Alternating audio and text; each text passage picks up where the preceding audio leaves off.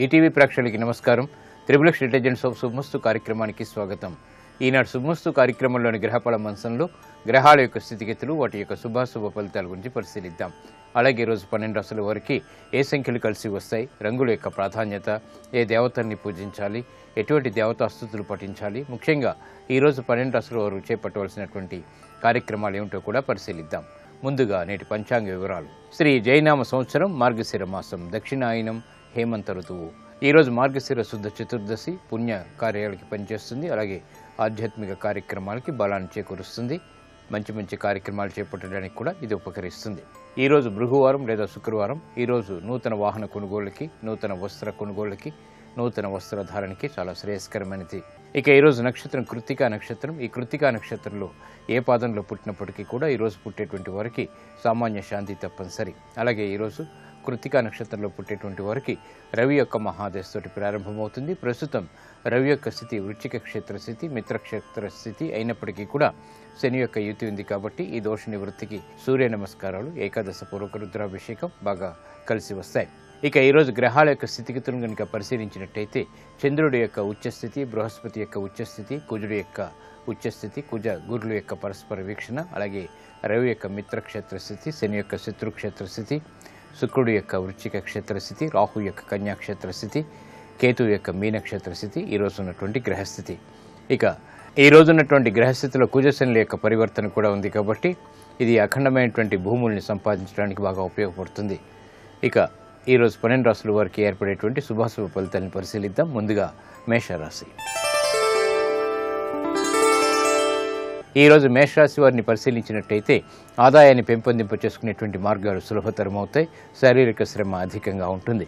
చేపట్టేటువంటి కార్యక్రమాలపై విముఖత ఉన్నప్పటికీ ఆసక్తికరమైనటువంటి అంశాల ద్వారా కార్యక్రమాలను చేపట్టి వృత్తిలో అభివృద్ధిని సాధించడానికి ప్రయత్నాలు చేయగలుగుతారు. కుటుంబ వ్యవహారాలు సామాన్యం. వాణిజ్యపరమైనటువంటి అంశాలు కొంతవరకు ఊరట కలిగిస్తాయి. ఈరోజు మీ అదృష్ట సంఖ్య 3. పసుపు వర్ణం త్వరితగతిని శుభాన్ని కలిగిస్తుంది. ప్రతికూల పరిస్థితుల్ని దూరం చేస్తుంది. అనుకూల దైవం శ్రీ మహాలక్ష్మి.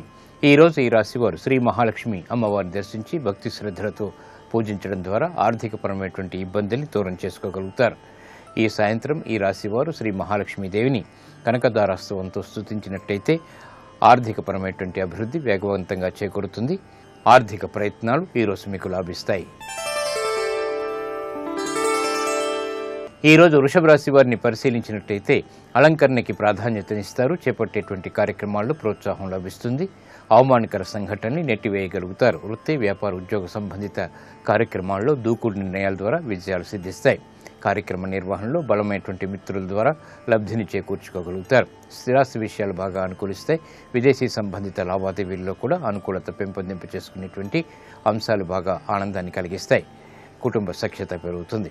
ఈరోజు మీ అదృష్ట సంఖ్య 2. తెలుపు వర్ణం ప్రశాంతతను పెంచుతుంది. ప్రతికూల పరిస్థితులను దూరం చేస్తుంది. అవమానకర సంఘటనల్ని దూరం చేస్తుంది. అనుకూల దైవం లక్ష్మీ నరసింహస్వామి. ఈరోజు ఈ రాశివారు లక్ష్మీ నరసింహస్వామిని దర్శించి భక్తి శ్రద్ధలతో పూజించడం ద్వారా మనోధైర్యం పెరుగుతుంది. కోర్టు సంబంధిత వ్యవహారాలు, ప్రక్రియలు, సంభాషణలు ఈరోజు మీకు ఊరట కలిగిస్తాయి. ఈరోజు మిథున రాశి వారిని పరిశీలించినట్టయితే వ్యయం ఎక్కువగా ఉంటుంది, అయినప్పటికీ ఉపయోగపడుతుంది. కార్యక్రమ నిర్వహణలో నైపుణ్యం కొనసాగించగలుగుతారు. పిల్లల అభివృద్ధి ఆనందాన్ని కలిగిస్తుంది. స్థిరాస్తి విషయాల్లో ఏర్పడినటువంటి పేచీలు తగ్గుతాయి. ప్రయాణాల విషయంలో జాగ్రత్తలు పాటించాలి. విదేశీ సంబంధ బాంధవ్యాల విషయంలో ఆర్థిక సహాయ సహకారాలు లభిస్తాయి. ఆకస్మిక అనుకూల మార్పులు ఆర్థికంగా చేకూరుతాయి. స్థిరాస్తి సంబంధిత కార్యక్రమాల్లో విజయాలను సాధించగలుగుతారు. కుటుంబ వ్యవహారాలు అనుకూలం.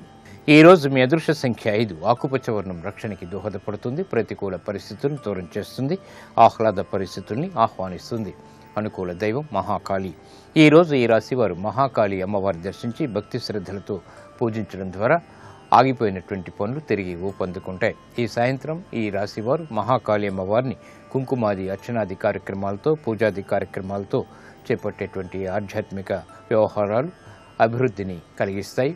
అవమానకర సంఘటనలు దూరం చేస్తాయి. విదేశీ సంబంధిత లావాదేవీలు, సంభాషణలు, ప్రక్రియలు ఈరోజు మీకు లాభిస్తాయి.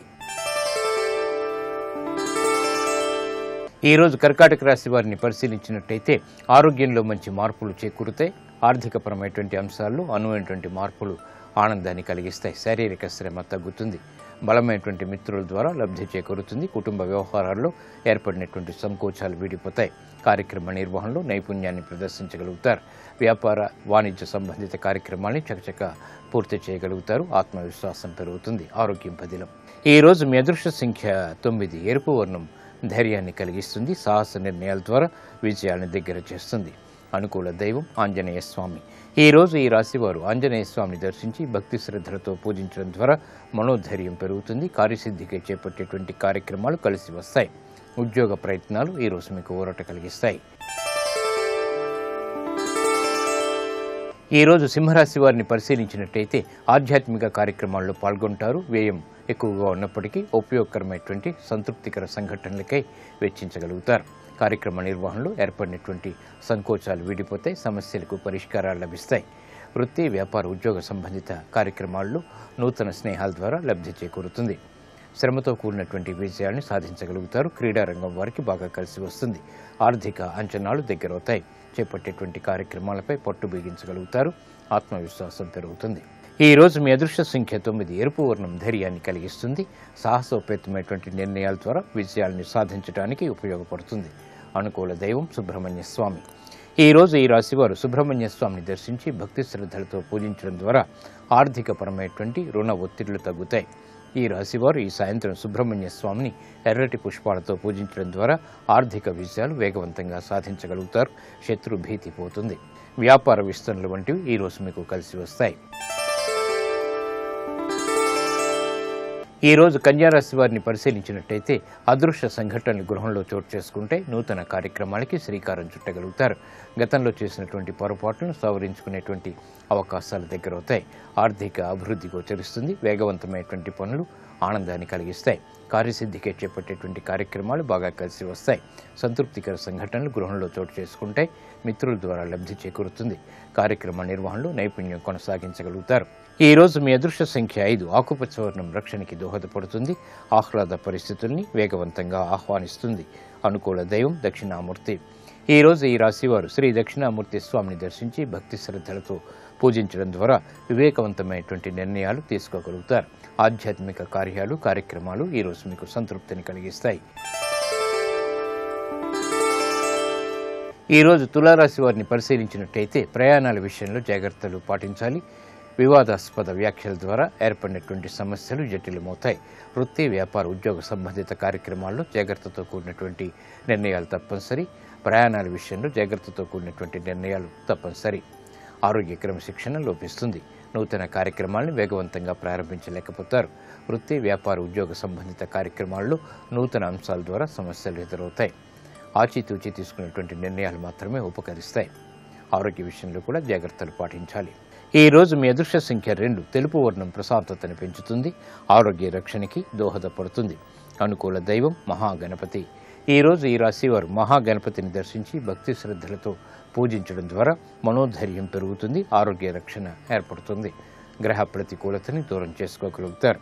ఈ సాయంత్రం ఈ రాశివారు మహాగణపతిని దర్శించి గణపతి ఉపనిషత్తు భక్తి శ్రద్ధలతో పఠించడం ద్వారా విఘ్నాల్ని దూరం చేసుకోగలుగుతారు. శత్రు భీతి పోతుంది. కావలసినటువంటి అంశాలు దగ్గరవుతాయి.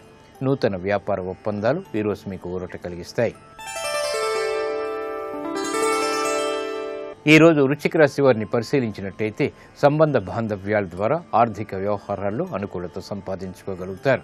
ఇతరులను ఆకట్టుకునేటువంటి సంభాషణల ద్వారా ఆశించినటువంటి ప్రయోజనాలు దగ్గరవుతాయి. విదేశీ వ్యవహారాల్లో అనుకూలత పెరుగుతుంది. కార్యక్రమ నిర్వహణలో ఏర్పడినటువంటి విఘ్నాలని, జాప్యాలని దూరం చేసుకోగలుగుతారు. నైపుణ్యం కొనసాగుతుంది. కార్యక్రమ నిర్వహణలో ఏర్పడినటువంటి ప్రతికూలత తగ్గుతుంది. ఆర్థిక వ్యవహారాలు బాగానే కలిసి వస్తాయి. శ్రమ అధికంగా ఉన్నప్పటికీ విజయాలకే చేసేటువంటి ప్రయత్నాలు బాగా కలిసి వస్తాయి. ఆరోగ్య విషయంలో మంచి మార్పులు చేకూరుతాయి. ఆనందకర వాతావరణం గృహంలో కొనసాగుతుంది. ఈ రోజు మీ అదృష్ట సంఖ్య 2. పసుపు వర్ణం త్వరితగతిని శుభాల్ని కలిగిస్తుంది. శుభవార్తల్ని దగ్గర చేస్తుంది. అనుకూల దైవం మహాగణపతి. ఈ రోజు ఈ రాశివారు మహాగణపతిని దర్శించి భక్తి శ్రద్ధలతో పూజించడం ద్వారా శుభవార్తలు వింటారు. నూతన కార్యక్రమాలు ఈరోజు మీకు సంతృప్తిని కలిగిస్తాయి. ఈ రోజు ధనుస్సు రాశి వారిని పరిశీలించినట్టయితే ఆహ్లాద పరిస్థితులు గృహంలో చోటు చేసుకుంటే స్త్రీలు శుభవార్తలు వింటారు. చేపట్టేటువంటి కార్యక్రమాలపై శ్రద్ధ పెరుగుతుంది. ప్రయాణాల విషయంలో జాగ్రత్తలు పాటించాలి. అవమానకర సంఘటనలు ఉన్నప్పటికీ నెట్టుకు రాగలుగుతారు. కార్యక్రమాల్లో ఆర్థిక సహాయ సహకారాలు ఆలస్యంగా లభిస్తాయి. వృత్తి, వ్యాపార, ఉద్యోగ సంబంధిత కార్యక్రమాల్లో ప్రతి పనిని పదే పదే చేయాల్సినటువంటి ఆవశ్యకత ఉంటుంది. ఆరోగ్య విషయంలో కూడా ప్రతికూలత కొనసాగుతుంది. ఖర్చులు ఉక్కిరిబిక్కిరి చేస్తాయి. ఈ రోజు మీ అదృష్ట సంఖ్య 3. పసుపు వర్ణం త్వరితగతిని శుభాన్ని కలిగిస్తుంది. శుభవార్తల్ని వేగవంతంగా దగ్గర చేస్తుంది. అనుకూల దైవం ఈశ్వరుడు. ఈ రోజు ఈ రాశివారు శివాలయాన్ని దర్శించి ఈశ్వరుడికి అభిషేకాది కార్యక్రమాలు భక్తి శ్రద్ధలతో నిర్వహించడం ద్వారా గ్రహ అతి ప్రతికూలతని దూరం చేసుకోగలుగుతారు. ఈ సాయంత్రం ఈ రాశివారు బిల్వపత్రితో కూడినటువంటి పూజలు ఈశ్వరుడికి సమర్పించడం ద్వారా అష్టమ బృహస్పతి ద్వారా ఏర్పడేటువంటి అతి ప్రతికూలత తగ్గుతుంది. ఏలినాటి శని ద్వారా ఏర్పడేటువంటి దుష్ప్రభావాలు కూడా దూరమవుతాయి.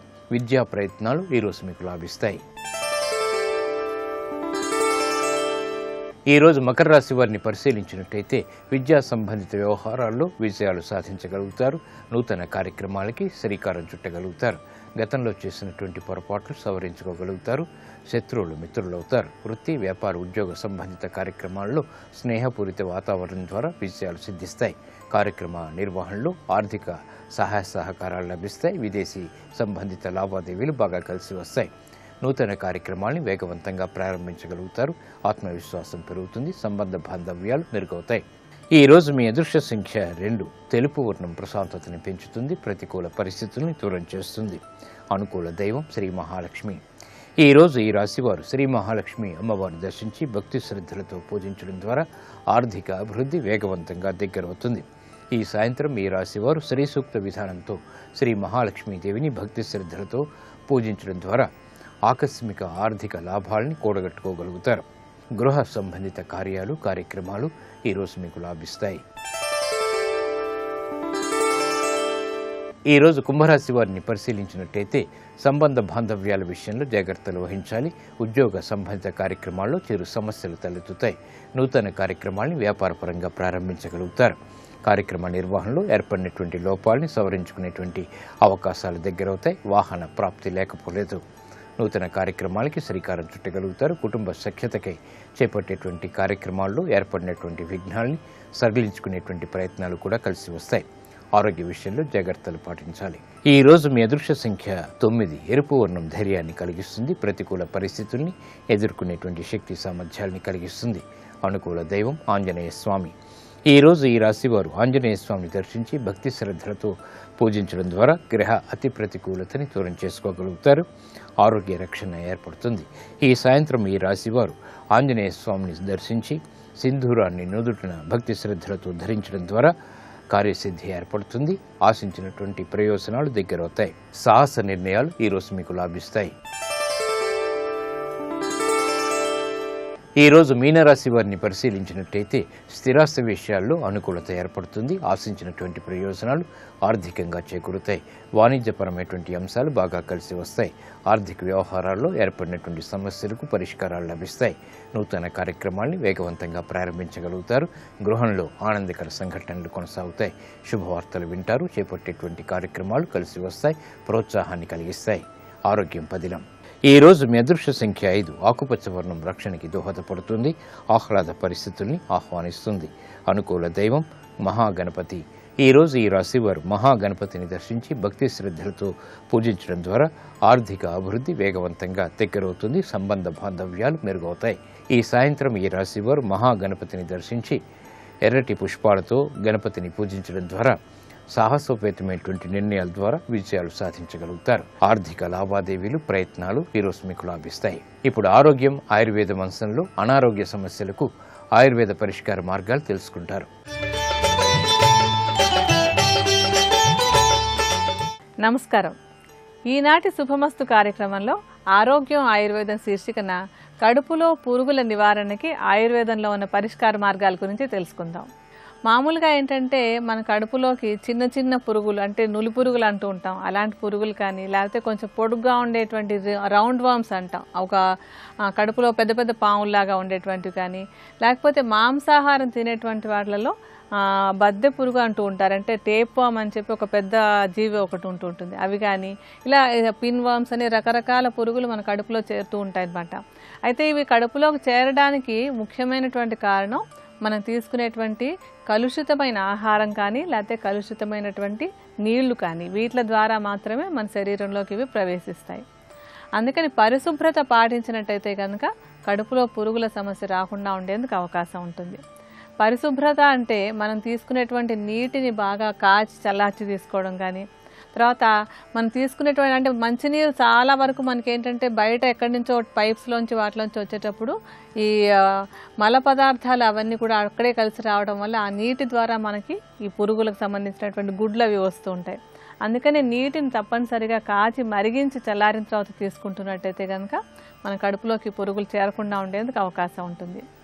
ఆహారం తీసుకోవడానికి ముందు తప్పనిసరిగా చేతులు శుభ్రంగా రుద్దుకుని ఆ తర్వాత ఆహారం తీసుకోవడం ద్వారా కూడా మనం ఈ సమస్య రాకుండా చూసుకునేందుకు అవకాశం ఉంటుంది.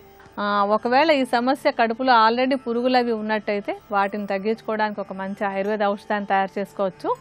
ఈ ఔషధం తయారు చేసుకోవడానికి మనకి మొట్టమొదట కావాల్సినటువంటిది ఏంటంటే వాయు విడంగాలు. ఈ విడంగాలు అనేటువంటిది కృమిహరంగా అంటే కడుపులో ఉండేటువంటి రకరకాల పాములు పురుగులు పోవడానికి చాలా చాలా బాగా ఉపయోగపడేటువంటి మంచి ద్రవ్యం. ఈ విడంగాలను తీసుకొచ్చి దాన్ని మెత్తటి చూర్ణంలాగా చేసుకోవాలి. ఈ చూర్ణాన్ని సుమారుగా ఒక 100 గ్రాముల పరిమాణంలో తీసుకోండి. ఆ తర్వాత మనకి ఈ ఔషధంలో కావాల్సినటువంటి మరొక మూలిక ఏంటంటే పిప్పళ్ళు. పిప్పళ్ళు కూడా కడుపులో ఉండేటువంటి పురుగులు పోవడానికి బాగా తోడ్పడతాయి. అలాగే మన జీర్ణ మండలం చక్కగా పనిచేయడానికి కూడా పిప్పళ్ళు బాగా తోడ్పడతాయి. పిప్పళ్ళని కొంచెం నేతిలో వేసి వేయించి అవి చల్లారాక చూర్ణంలాగా చేసుకోవాలి.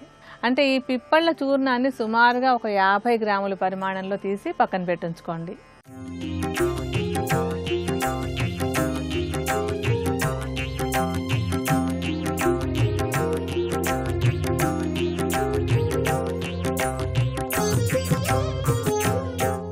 సౌందర్యలహరిలో శంకరాచార్యుల వారు ఎన్నో శ్లోకాలు చేశారు. అన్నిటికీ చివర ఏదో రకంగా ఫలశ్రుతి చెప్పారు. ఫలశ్రుతి తాను చెప్పలేను అని సూచన చేసినటువంటి శ్లోకం తాంబూల చర్వణ శ్లోకం. 2 అసలు ఫలశ్రుతిని శ్లోకం చెప్పకుండా మొదటే చెప్పినటువంటి శ్లోకం అమ్మవారికి సంబంధించినటువంటి కబరీబంధ శ్లోకం. ఆ కబరీబంధ శ్లోకంలో ఆయన ధునూతుధ్వాంతం నస్తులిత దళితేందీవరవనం ఘనస్నిగ్ధశ్లక్షణం చికుర నికురంబం తవ శివే యదీయం సౌరభ్యం సహజముపలబ్ధం సుమనసో వసంతస్మిన్ మన్యే వలమధన మాటీ విటపినాం అంటారు. ధునోతుధ్వాంతం అంటూ మొదలుపెట్టారు. అజ్ఞానపు చీకట్లు విచ్చిపోవుగాక. దేని చేత? ధునోతుధ్వాంతం నస్తులిత దళితేందీవరవనం. అమ్మవారి యొక్క కబరీబంధం ఎలా ఉంటుందో చెప్తున్నారు. ఎందుకని అంటే అమ్మవారి కబరీబంధం కనపడదు. అది కనపడితే చాలా గొప్ప, కానీ ఎవ్వరికీ కనపడదు. ఎందుకు కనపడదు అంటే కబరీబంధం ఎక్కడుంటుంది? వెనక్కి ఉంటుంది. కబరీబంధం అంటే జుత్తుముడి. జుత్తుముడి వెనక్కి వేసుకుంటారు ఆడవాళ్ళు. వేసుకుని అందులో పువ్వులు పెట్టుకుంటారు.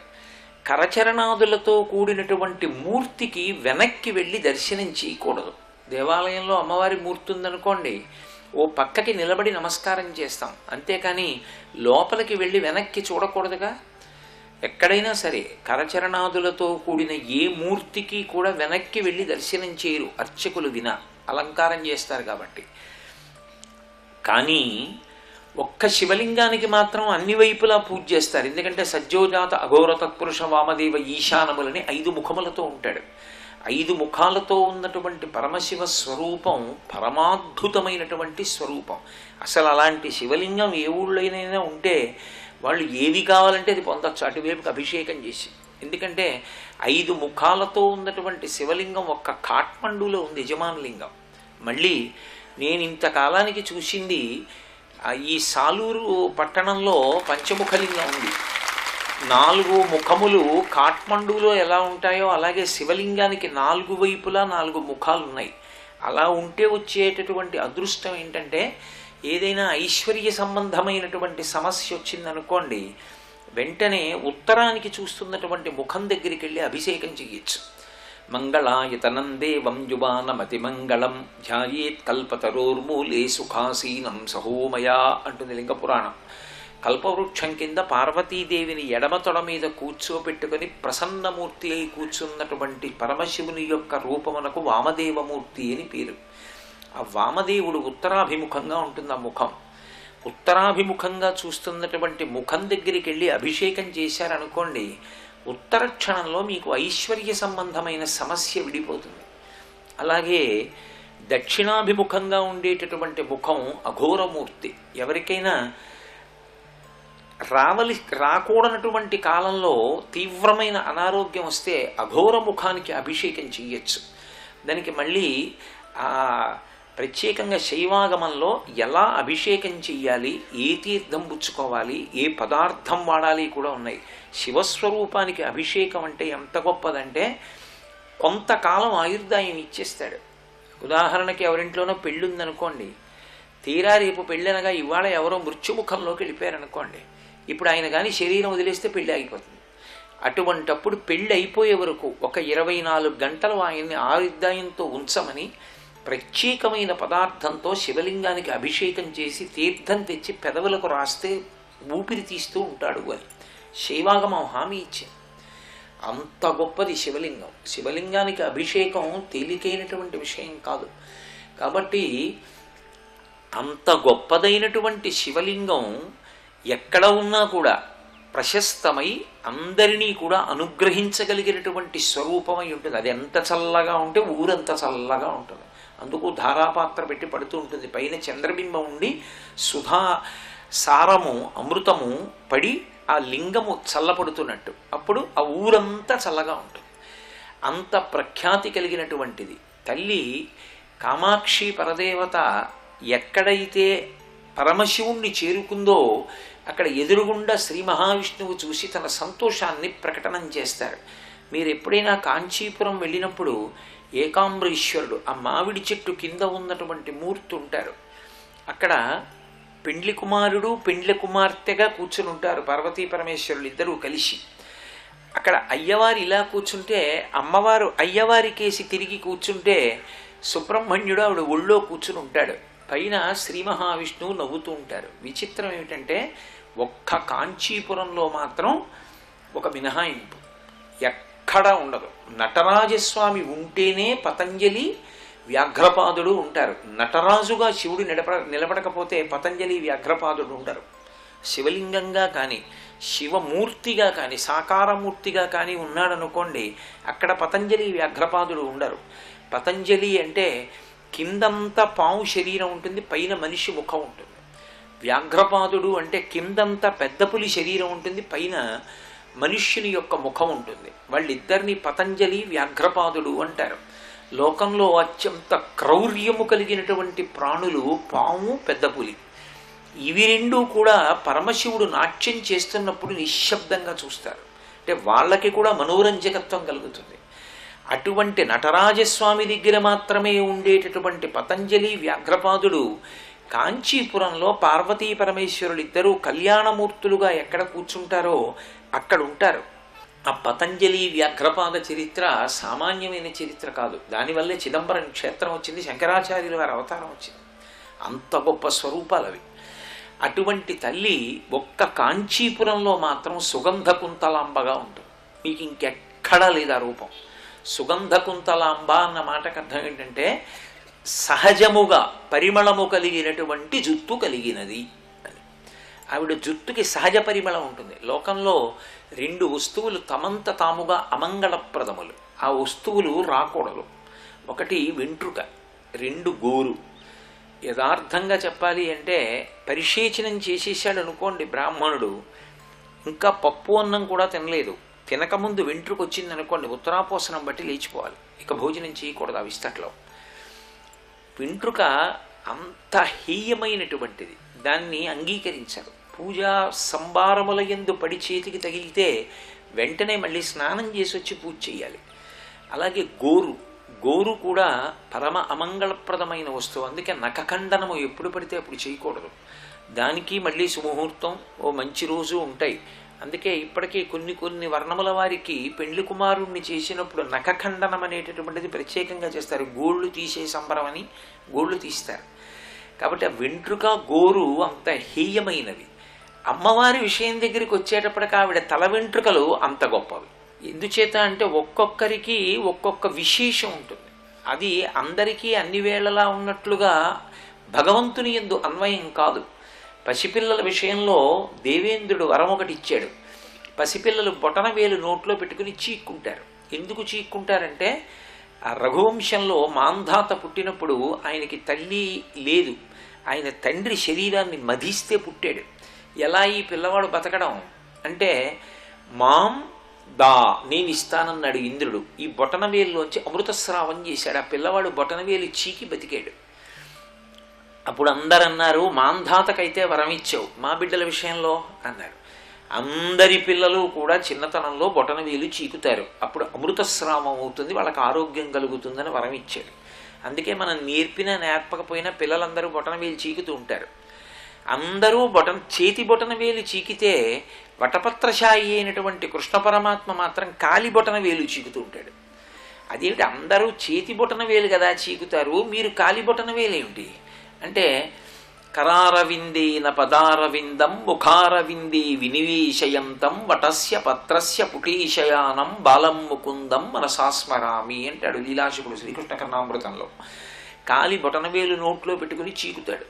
ఎందుకు అంటే మీకంటే చేతి బొటనవేలులోంచి అమృతం పడాలని ఇంద్రుడు వరం ఇచ్చాడు. నేను అమృత వపుహు, శరీరం అంతా అమృతమే.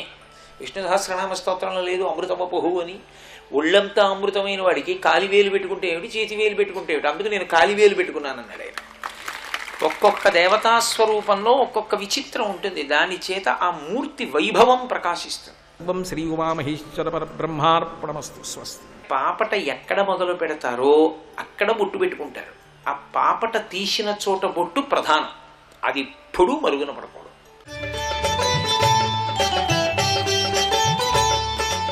ఈ కడుపులో రకరకాల పురుగులు అవి చేరకుండా ఉండడానికి ఏంటంటే మనం కూరలు అవి వండుకునేటప్పుడు అంటే ఆకుకూరలు కానీ కాయగూరలు కానీ ఏవైనా కానీ ముందు వాటిని పరిశుభ్రంగా కడుక్కోవాలి. ముఖ్యంగా ఆకుకూరలు అంటే నేల లెవెల్లో బాగా మట్టికి దగ్గరగా పెరిగేటువంటి ఈ ఆకుకూరల్లో ఆ నేలలో ఉండేటువంటి మల పదార్థాల్లో ఉండేటువంటి గుడ్లు అంటే వాటికి సంబంధించినటువంటి పురుగుల గుడ్లు అవన్నీ కూడా అక్కడ ఉండేందుకు అవకాశం ఉంటుంది. వాటిని పరిశుభ్రంగా కడగనట్టయితే కనుక వాటి ద్వారా మన కడుపులోకి పాములు చేరేందుకు అవకాశం ఉంటుంది. అందువల్ల కాయగూరలు ఆకుకూరలు కూడా బాగా కడుక్కుని మాత్రమే వాడుకోవాలి. ఈ కడుపులో పురుగులను తగ్గించుకోవడానికి మనం ఆయుర్వేద ఔషధంలో 2 మూలికలు ఇందాక చెప్పుకున్నాం. ఆ తర్వాత ఇందులో వేయవలసినటువంటిది ఏంటంటే త్రిఫలాలు. త్రిఫలాలు అంటే కరక్కాయ, ఉసిరికాయ, తానికాయ, ఈ మూడింటిని సమానంగా కలిపినప్పుడు దాన్ని త్రిఫలాలు అంటారు. ఈ మూడింటికి కూడా కడుపులో ఈ పురుగులు కానీ పాములు కానీ ఉంటే వాటిని పోగొట్టేటువంటి గుణం బాగా ఉంటుంది. అలాగే ఈ మూడింటిని కలిపినటువంటి ఔషధానికి విరేచనం ద్వారా వాటిని బయటికి పంపించేసేటువంటి గుణం అంటే ఈ పాముల్ని వాటిని బయటకు పంపించేసేటువంటి గుణం కూడా బాగా ఉంటుంది. ఈ మూడింటిని అంటే త్రిఫలాలను కలిపి తయారు చేసినటువంటి త్రిఫలా చూర్ణాన్ని సుమారుగా ఒక 50 గ్రాముల పరిమాణంలో తీసుకోండి. ఇప్పుడు ఈ చూర్ణాలన్నింటినీ బాగా కలిపేసి ఒక సీసాలో పోసి ఉంచుకోవాలి. ఈ కడుపులో పురుగుల సమస్య ఇంట్లో ఏ ఒక్కరికి ఉన్నా కూడా అందరూ ఈ ఔషధాన్ని వేసుకోవడం మంచిది. దానికి ఏం చేయాలంటే ప్రతిరోజు సుమారుగా ఒక చెంచాడు పరిమాణంలో ఈ చూర్ణాన్ని తీసుకుని గోరువెచ్చటి నీటిలో కలిపి ఉదయం ఒకసారి సాయంత్రం ఒకసారి చొప్పున దాదాపుగా 10 రోజుల పాటు నిత్యం కనుక ఈ ఔషధాన్ని తీసుకుంటున్నట్టయితే ఈ కడుపులో పురుగుల సమస్యను తగ్గించుకోవచ్చు. మరికొన్ని అనారోగ్య సమస్యలు వాటికి ఉండేటువంటి ఆయుర్వేద పరిష్కారాల గురించి రేపటి శుభమస్తులో తెలుసుకుందాం.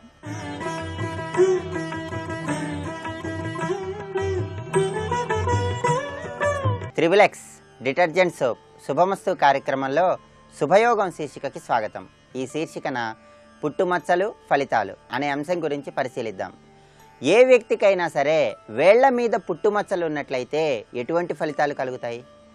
ఏ వ్యక్తికైనా సరే బొటనవేలి మీద పుట్టుమచ్చ ఉన్నట్లయితే అటువంటి వ్యక్తులు ఆత్మవిశ్వాసం ఎక్కువగా కలిగి ఉండటానికి అవకాశం ఉంది. లాయర్లుగా మెజిస్ట్రేట్లుగా విశేషంగా రాణించడానికి కూడా అవకాశం ఎక్కువగా ఉంది. వీళ్ళకి సంఘంలో చక్కటి గౌరవ మర్యాదలు కీర్తి ప్రతిష్టలు ఎక్కువగా లభిస్తూ ఉంటాయి. సంఘంలో వీళ్ళ మాటకి చక్కటి విలువ ఉంటుంది. అధికార పరంగా చక్కటి టీవీని దర్పాన్ని కలిగి ఉంటారు. వీళ్ళు నమ్మిన సిద్ధాంతాల కోసం సర్వశక్తులు ఒడ్డి పోరాడే తత్వాన్ని బొటనవేలి మీద పుట్టుమచ్చ ఉన్నవారు ఎక్కువగా కలిగి ఉంటారని పుట్టుమచ్చల శాస్త్రంలో వర్ణించడం జరిగింది. ఏ విషయంలోనైనా సరే వాళ్లకు అనుకూలంగా వాదించుకొని వాళ్ళు విజయం సాధించేలాగా మాట్లాడేటటువంటి శక్తి సామర్థ్యాలు వీళ్ళకి చాలా ఎక్కువగా ఉంటాయి.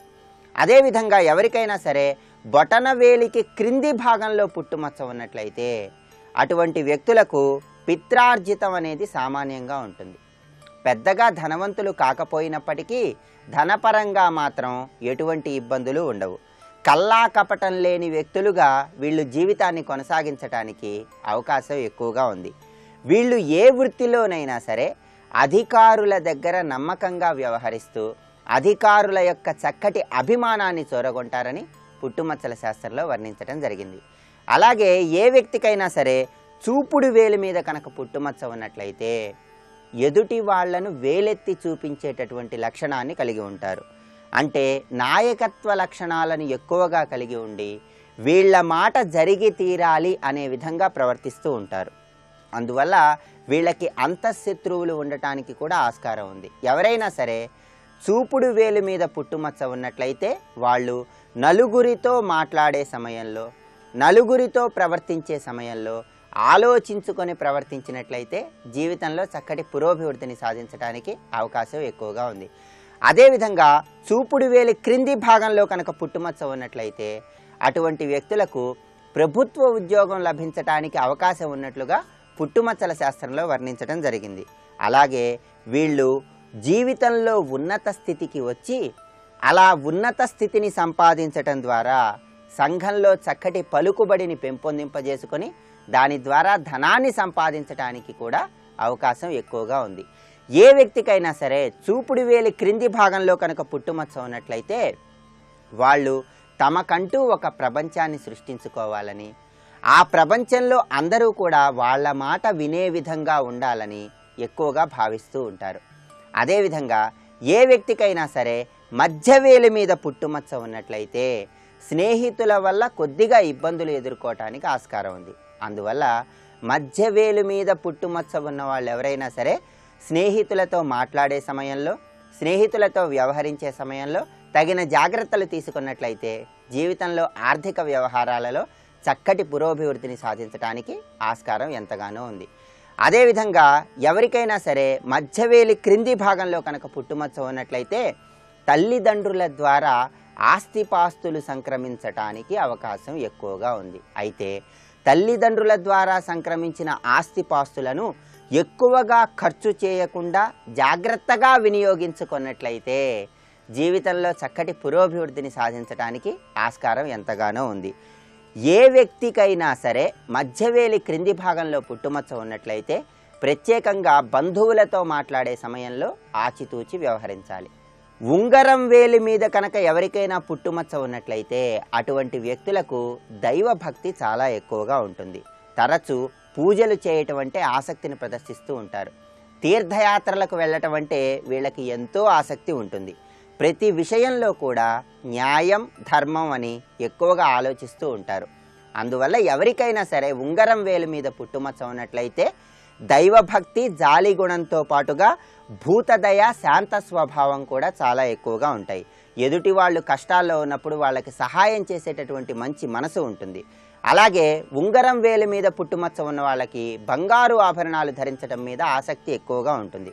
ఉంగరం వేలి క్రింది భాగంలో కనుక పుట్టుమచ్చ ఉన్నట్లయితే అటువంటి వ్యక్తులు ఎవరైనా సరే ఎన్నో పనులు చేయాలని అనుకుంటారు. ఏ పని ప్రారంభించినా సరే ఆ పని పూర్తయ్యేలోపు మనస్సు ఇంకొక పని మీదకు వెళుతూ ఉంటుంది. అందువల్ల ఉంగరం వేలి క్రింది భాగంలో పుట్టుమచ్చ ఉన్నవారు అనేక పనులు ఒకేసారి నిర్వహించటం కాకుండా ప్రత్యేకంగా ఒక పనిని నిర్దేశించుకొని ఆ పనిలో ముందడుగు వేసినట్లయితే ఉద్యోగ వ్యవహారాలలో ఆర్థికపరమైనటువంటి విషయాలలో చక్కటి పురోభివృద్ధిని సాధించి ధనాన్ని సమృద్ధిగా సంపాదించవచ్చని పుట్టుమచ్చల శాస్త్రంలో వర్ణించడం జరిగింది. ఇంకా పుట్టుమచ్చలకు సంబంధించిన మరిన్ని ఆసక్తికరమైన విశేషాంశాలను గురించి వచ్చే శుక్రవారం శుభమస్తు కార్యక్రమంలో శుభయోగం శీర్షికన తెలుసుకుందాం. రేపటి శుభమస్తు కార్యక్రమంలో శుభయోగం శీర్షికన కార్యసిద్ధి ప్రక్రియలు అనే అంశం గురించి పరిశీలిద్దాం.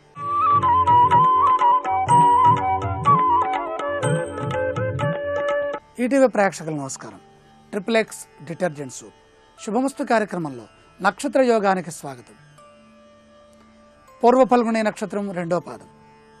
ఇది సింహరాశిలో ఉన్నది. ఈ నక్షత్ర పాద అంశాధిపతి సాక్షాత్తు శ్రీమన్నారాయణమూర్తి. ద్వితీయ పాదస్య నారాయణాంశ. విష్ణు అంశ పొందటం, రుద్రాంశ పొందటం, సుబ్రహ్మణ్యాంశ పొందటం, లక్ష్మీ అంశ పొందటం, వెంకటేశ్వర అంశ పొందటం, ఇవి కనపడుతున్నాయి మనకి అంశాలు. ఏ నక్షత్రంలో పుట్టినా ఈ ఇప్పుడు చెప్పుకున్నటువంటి దేవతల్లోనే తిరుగుతూ ఉండాలి. ఇంతమంది దేవతల వరకే విధించబడి ఉంది పాదాంశాలన్నీ. ఈ క్రమంలో ఇది ద్వితీయ పాదం. ద్వితీయ పాదస్య బుధః నారాయణాంశః వ్యాపార దక్ష. వ్యాపార దక్షత కలిగినటువంటి అంశ ఇది. వ్యాపారాంశః ఖ్యాతిమాన్ క్లేశరహితః. ఖ్యాతిమాన్ పేరు ప్రఖ్యాతులు అధికంగా వస్తాయి. క్లేశరహితః చాలామంది పేరు ప్రఖ్యాతులు సంపాదించడంలో క్లేశ సహితులై ఉంటారు. కష్టాలతో కూడినటువంటి పేరు ఉంటుంది. కష్టపడకుండా ఉత్తమమైన పేరు రావాలి, మంచి పేరు రావాలి, దరిద్రం దూరం కావాలి, దారిద్ర్య బాధలు ఉండకుండా ఉండాలి అంటే అది లక్ష్మీదేవికి సంబంధించినటువంటి నక్షత్రాలలోనే జన్మించాలి. పూర్వ ఫలాన్ని అనుభవించేటటువంటి పూర్వ ఫలితాన్ని అందించే నక్షత్రం పూర్వ ఫల్గుణి. ఈ పూర్వ ఫల్గుణి నక్షత్రానికి సాక్షాత్తు భృగువార అధిష్టాన గ్రహమైన శుక్రాచార్యుల వారు దీనికి అధిపతిగా ఉన్నారు. భోగ నక్షత్రం. భోగ పురుషుడు ఎవరయ్యా అంటే సాక్షాత్ నారాయణమూర్తి, మహావిష్ణుమూర్తి అంశగా కలిగి కన్యలో ఉండటం ద్వారాగా మనకు సంప్రాప్తిస్తున్నటువంటి అంశం ఏమిటయ్యా అంటే క్లేశరహిత. దారిద్ర్య బాధలు లేనటువంటి నక్షత్రంగా పాదంగా మనకి కనపడుతోంది. ఇంకా విశేషించి విద్యా గోధన సంయుక్తో గంభీర ప్రమదాప్రియ. ప్రమదాప్రియ స్త్రీ వశీకరణ శక్తి విశేషంగా ఉంటుంది. కాబట్టి ప్రేమ వివాహ విషయాలలోనూ అలాగే స్త్రీలని ఆకర్షించే విషయాల్లో తగు జాగ్రత్తలు శ్రద్ధలు పాటించాలి, శ్రద్ధ వహించాలి, గౌరవప్రదంగా ఉండాలి. అలాగే విద్యా గోధన సంయుక్తో గంభీర. విద్యాధనం గోధనం గంభీరధనం, గంభీరంగా ఉండటం, ఉన్నతంగా ఉండటం, చూచేవారికి ఆకర్షణీయమైనటువంటి రూపం 3వ పాదంలో కనపడుతుంది. నారాయణమూర్తి అంశ కాబట్టి అందరికీ ఇష్టలుగా ఉండటం, భోగవంతులుగా ఉండటం, అదే క్రమంలో బహుముఖ ప్రజ్ఞ, చక్కగా ఊహ చేయటం, ప్రేమానురాగాలని పంచటం, ఇతరుల మనస్సులో ఉన్నటువంటి భావాన్ని భావజాలాన్ని ఇట్టే పసిగట్టడం, వారికి అనుకూలంగా మాట్లాడటం, ప్రతిదీ అనుకూలంగా మలుచుకోవటం నారాయణమూర్తి తత్వం. అలాగే ఇతరులతో ఏకీభవిస్తూ వారితో పని చేయించుకోవటం, దయ, భూతదయ, ధనార్జన, నేర్పు, ప్రకృతి ఆరాధన మొదలైన లక్షణాలు కలిగి ఉండటం, ఉపయోగపడటం, ఉపయోగించుకోవటం. మనం గతంలో చెప్పుకున్నాం మఖా నక్షత్రంలో కొన్ని పాదాలు. కొంతమంది ఉపయోగపడతారు, కొంతమంది ఉపయోగించుకుంటారు. వీరు రెండూ ఉన్నాయి. లోకానికి ఉపయోగపడతారు, లోకాన్ని వినియోగించుకుంటారు. అనేక సమస్యలు ఎదుర్కొన్నా నిదానంగా బుద్ధిబలంతో, పూర్వపుణ్యంతో, శక్తితో, యుక్తితో వాటన్నిటినీ ఛేదించుకుంటూ తెలివిగా ముందుకు వెళతారు. అయితే వీరు అనుభవించేటటువంటి సుఖాలకు కనుక ఎవరైనా అడ్డొచ్చారా, ఎవరైనా వీరిని విమర్శించారా తట్టుకోలేరు, చాలా బాధపడతారు. ఎవరిని విమర్శించరు, వారిలో వారే ఎక్కువగా మానసికంగా వ్యథ చెందుతూ ఉంటారు. ఆ వ్యథ పోవాలంటే ఏం చేయాలి, మరిన్ని శుభలక్షణాలు ఆపాదించాలంటే ఎటువంటి ఆరాధన చేయాలో రేపటి సింహస్థ కార్యక్రమంలో తెలుసుకుందాం. ఇప్పుడు ఆరోగ్యం యోగా అనే శీర్షికన అనారోగ్య సమస్యల నివారణకే ఉపకరించే కొన్ని యోగాసనాలని పరిశీలన చేద్దాం. చెవినొప్పి నివారణకు భ్రామరీ ప్రాణాయామం బాగా ఉపకరిస్తుంది. చెవిలో ఇన్ఫెక్షన్ల వల్ల చెవుల్లో చెంపపిన్నులు, పిన్నీస్లు, ఇతర పదునైన వస్తువులన్నీ పెట్టి తిప్పడం వల్ల కర్ణభేరి దెబ్బతినే అవకాశం ఉంది. దీనివల్ల ఒక్కోసారి పాక్షికంగా చెవుడు కూడా రావచ్చు. స్నానం చేసినప్పుడు చెవుల్లోకి నీరు చేరడం వల్ల క్రమంగా బ్యాక్టీరియా చేరే అవకాశం ఉంది. దీనివల్ల చెవిపోటు, చెవినొప్పి రావచ్చు. దీని నివారణకు భ్రామరీ ప్రాణాయామం ఉపకరిస్తుంది. పద్మాసనంలో కానీ సుఖాసనంలో కానీ కూర్చొని అరచేతులు ముడిచి కుడి చేతి చూపుడు వేలిని కుడి చెవిలో, ఎడమ చేతి చూపుడు వేలును ఎడమ చెవిలో పెట్టాలి. కంఠంతో శ్వాస తీసుకోవాలి. నోటి దవడల్ని బిగించి పట్టుకోవాలి. సన్నగా నోటితో ధ్వని చెయ్యాలి. ఈ ధ్వని వల్ల గొంతు, ముక్కు, చెవులోని లోపలి భాగాలు ప్రకంపనానికి గురయ్యి రక్త ప్రసరణ సాఫీగా జరుగుతుంది. దీనివల్ల చెవునొప్పి తగ్గుముఖం పడుతుంది.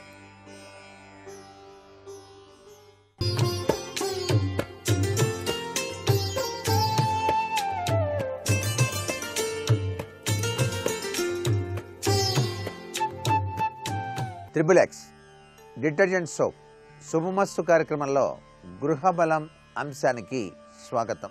మీ గృహంలో అమర్చబడేటువంటి వస్తువుల విషయంలో గదిలో అమర్చేటువంటి సోఫా సెట్ల విశేషం చాలా ప్రాధాన్యతను వహిస్తుంది.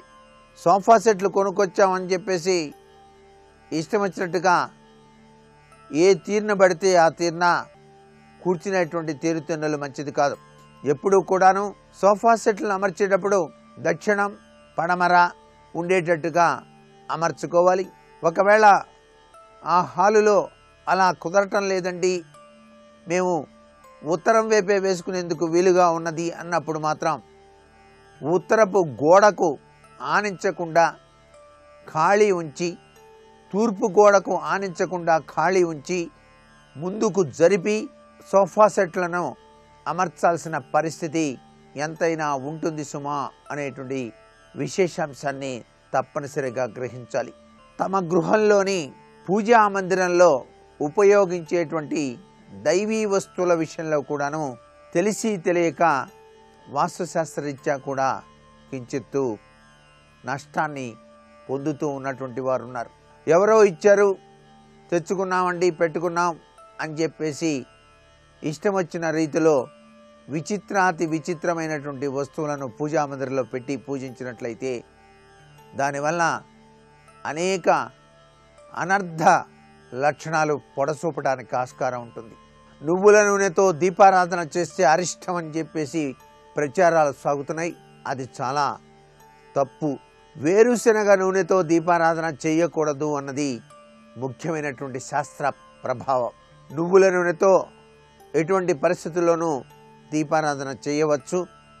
దానివల్ల ఎటువంటి నష్టము కూడాను వాటిల్లదు. గృహంలో శనీశ్వరుని యొక్క దోషం నుంచి బయలుపడటానికి కూడా ఆస్కారం ఈ నువ్వుల నూనె సహకరిస్తుంది అనేటువంటి విశేషాంశాన్ని గుర్తిరగాలి. విఘ్నేశ్వరుడికి చాలా ప్రీతివంతమైనది కొబ్బరి నూనె కాబట్టి కొబ్బరి నూనె చేసేటువంటి విధి విధానం కేవలం మీ గృహంలో యజమాని చెప్పా పెట్టకుండా వెళ్ళిపోయినప్పుడు, లేకపోతే మీ పిల్లలు చెప్పా పెట్టకుండా ఎక్కడికో వెళ్ళి తిరిగి రానప్పుడు దీపారాధన కుందిలో కొబ్బరి నూనెతో దీపారాధన చేసి బెల్లం ముక్క నైవేద్యంగా పెట్టి ఆ బెల్లాన్ని కాకికి కనుక వేసినట్లయితే వెడలిపోయినటువంటి వారి యొక్క విశేషాంశాలు మనకు తెలుస్తాయి. అంతే తప్ప నిత్యం కొబ్బరి నూనెతోనే దీపారాధన చెయ్యాలి అని ఎక్కడా శాస్త్రంలో లేదు. నిర్ణయ సింధు, ధర్మసింధు మొదలైనటువంటి ఉద్గంధాలు చెప్పినటువంటి సూత్ర ప్రాతిపదికల్నే మనం చక్కగా ఆచరించాలి తప్ప ఇష్టం వచ్చిన రీతిలో మనం గనక వ్యవహారం చేసినట్లయితే అనేక అనర్థాలు మీ గృహంలో పొడసూపుతాయి అనేటువంటి విషయాన్ని కూడా గుర్తిరగాలి. అలాగే దీపారాధన కుంది యొక్క ఎత్తు కూడాను పరిమాణం మరీ చిన్నదిగా ఉండకూడదు. గృహ యజమాని వయసును బట్టి 12 అంగుళాల ఎత్తుగా ఉన్నటువంటి కుందులు ప్రతి గృహంలోనూ ఉండటం శ్రేయోదాయకం. అది కూడా పంచ కళ్యాణార్థ తత్వంలో విరాజిల్లుతూ ఉండాలి. అంటే 5 ముఖాల కుందిగా ఉండాలి. గుండ్రటి కుందుల కన్నా ఈ 5 ముఖాల కుందుల వల్ల పంచ భౌతికాత్మకమైనటువంటి శక్తితత్వం మీ గృహంలో విరాజిల్లుతుంది అని చెప్పేసి చెప్పవచ్చు. అలాగే దక్షిణావృత శంఖం తప్పనిసరిగా ప్రతి ఒక్కరూ కూడాను పూజ చేయవచ్చు. ఏకాక్షి నారికేళం, అలాగే కస్తూరికాయ ఇత్యాది విశేషవంతమైనటువంటి వస్తువులు ఉంచవచ్చు. కానీ ఈ మధ్యకాలంలో ఎక్కువగా తాబేలు బొమ్మతో చెక్కినటువంటి విశిష్టవంతమైనటువంటి వస్తువులు పూజా మందిరంలో పెట్టుకొని పూజ చేస్తున్నారు. ఇది గృహ పూజా మందిరంలో కనుక ఉన్నట్లయితే మీ ఇంటి యజమానికి కూడా అనేక బరువులు బాధ్యతలు మీద పడతాయనే విషయాన్ని గుర్తిరగాలి. అటువంటి బొమ్మల్ని మీరు కేవలం అలంకరణగా మాత్రమే ఉపయోగించాలి తప్ప నిత్య పూజాది కార్యక్రమాల్లో ఉపయోగించడం అంత మంచిది కాదు. వాస్తుశాస్త్రరీత్యా అనేటువంటి చిన్ని విషయాన్ని మీరంతా గుర్తుపెట్టుకోవాలి సుమా. శాస్త్ర ప్రమాణం, దాని వెనకాల గల అంతర్లీనమైనటువంటి తత్వం ప్రతి ఒక్కరూ కూడా గుర్తిరగాలి. శ్రీచక్ర మేరువు ఎవరి ఇంట్లో అయితే ఉంటుందో నిత్యం కూడా దానికి సంబంధించినటువంటి మంత్రోపచారాలు, పూజాది కార్యక్రమాలు, చక్కటి పరిశుభ్రమైనటువంటి తత్వచింతనతో ధూప దీప నైవేద్యాలు తప్పనిసరిగా ఆచరించి తీరాల్సిందే. అలా గనక చేయకపోయినట్లయితే అనేక విపత్కరమైనటువంటి పరిస్థితులు మీరు చవి చూడవలసిన పరిస్థితి ఏర్పడుతుంది.